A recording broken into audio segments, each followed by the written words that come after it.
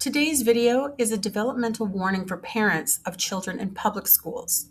Welcome back to Shine Wellness. There is a line that must be drawn clearly and without apology when educators introduce or enforce ideological constructs that young children are developmentally incapable of understanding. When teachers ask children to adopt invented pronouns such as ze or zer, or require them to participate in identity frameworks rooted in adult political theory, this is no longer education. It is ideological imposition. Teachers hold a position of authority, not moral or ideological ownership over a child's inner world.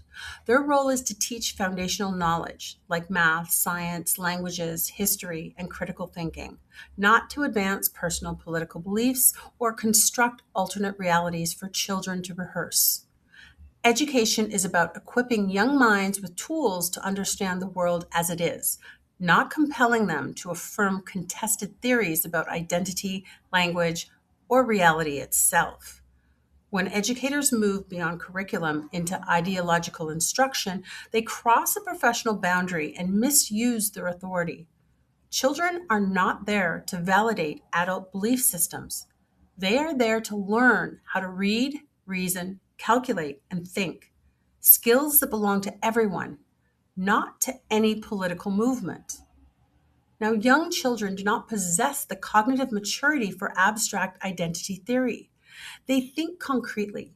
They rely on authority figures to tell them what is real. When a teacher presents contested ideological claims as moral facts, the child is placed in an impossible position. Comply and suppress their own perception of reality, or resist and risk social or disciplinary consequences. That is not inclusion. That's coercion. From a psychological standpoint, this undermines reality testing, embodied self-trust, and the development of a coherent identity. Children are still forming the most basic answers to questions like who am I and can I trust my own experience? By introducing fluid, externally imposed identity categories at this stage destabilizes that process.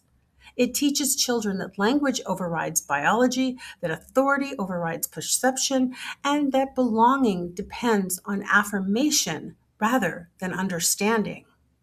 Parents are not obligated to accept this. It is entirely appropriate and necessary to challenge educators who overstep developmental boundaries. Parents can and should insist that schools focus on education, not ideological conditioning, on kindness, not compulsory belief, on respect, not enforced participation in adult cultural conflicts.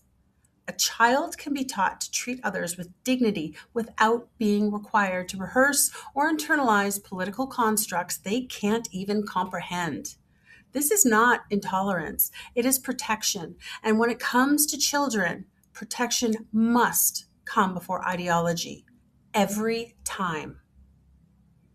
If you found this helpful, please consider subscribing. On this channel, I explore psychology, human development, and the forces that shape how we think, feel, and understand ourselves. The goal is thoughtful conversation, critical thinking, and staying grounded in reality, especially in a complicated world. Please subscribe to stay part of this conversation.